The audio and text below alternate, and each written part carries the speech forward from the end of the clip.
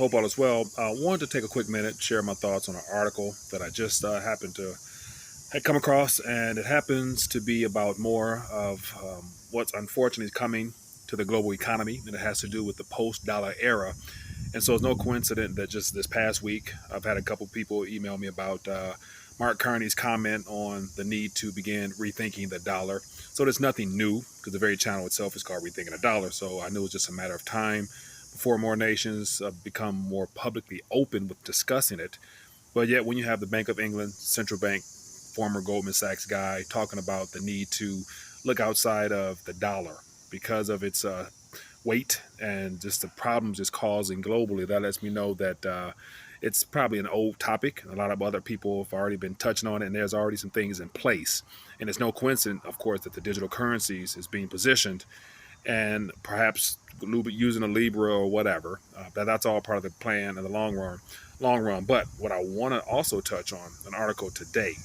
And so if you get two warnings, typically it's something worthy of paying attention to. So when you got the Bank of England chairman talking about rethinking the dollar, and then this article here, which I'll put on the screen, but it's from a Chinese source in the Global Times. And we all know that the mainstream media in China is heavily controlled by the powers that be in China. So nothing comes across their mainstream news if it's not, allowed for the most part.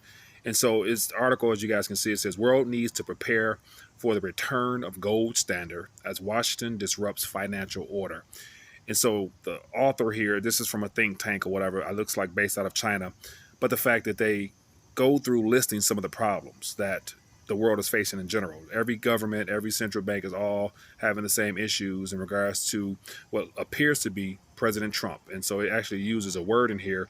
It says Trumpian future, referring to basically President Trump's stance and everything that he's pretty much putting forth has to do with making America great again.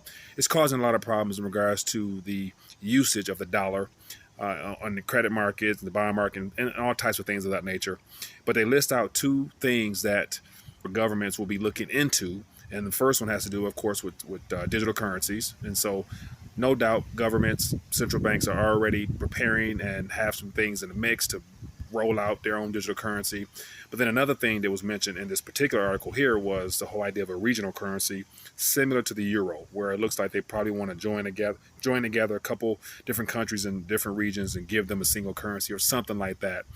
But basically the author of this article was talking about the need to start experimenting right away because the pre-post dollar era is underway now, and it's all about a new financial order. And so basically they lay out a couple different things here as to why gold, unfortunately, will have to be that, because it's the only thing that can kind of really keep things in semi-balance once all the nations, as it puts at the very end of this article, get the gold back from the U.S. as if it's really still in our possession, and are able to actually have a balance of measurement of value, again, in a sense.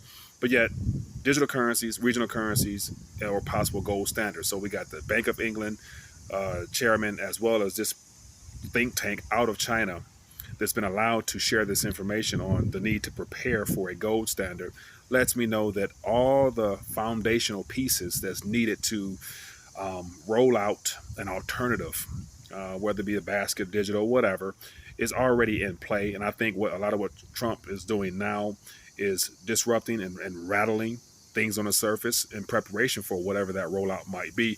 Don't know the full-fledged details of it, but yet when you got two pretty reliable entities, Bank of England governor, as well as this think tank out of China, talking about gold, that lets me know where definitely people should be really getting the most bang for their buck while they still can. And as of today, it looks like silver is definitely doing a bid, and silver is the people's money. So it's no coincidence whatsoever that people are starting to pay more attention to getting back to the sound practices of storing money in metals outside of digital and paper illusions. And so I want to wrap this up by basically, just sharing another thought, because it really, in this whole rethinking the dollar process and just having spoke with a lot of people, as I mentioned, got a couple interviews I'm going to be sharing with you guys, but it boils down to extracting as much value out of this current system as you can. And so, of course, everyone has their own different ways and methods of doing that.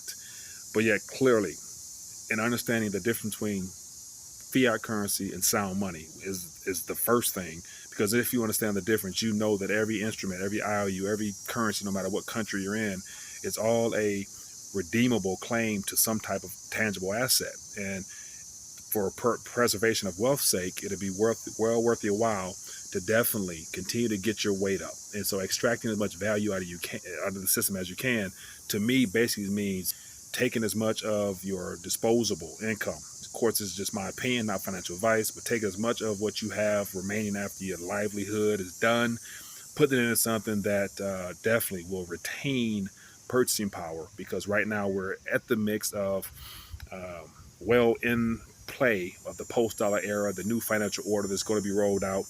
And of course, it's not going to be to benefit us as, citizens. It's going to be more so to stabilize the government so that they can continue to do what they do, and then roll out something to us so that we can fund and keep this whole taxation, all this other stuff going and in play. But just wanted to share my thoughts real quick. Definitely let me know what your thoughts are. What do you think about these warning signs? Are they warning signs or just a heads up as to what's already available or going to be rolled out for us in regards to the Bank of England, Mark Carney, as well as this article here that I encourage you guys to scroll below this video and read it for yourselves, get a better idea what's going on. But definitely leave your thoughts down below.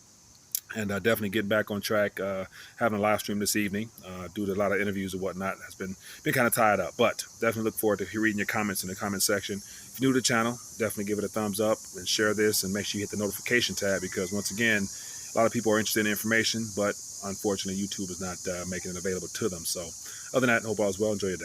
Peace.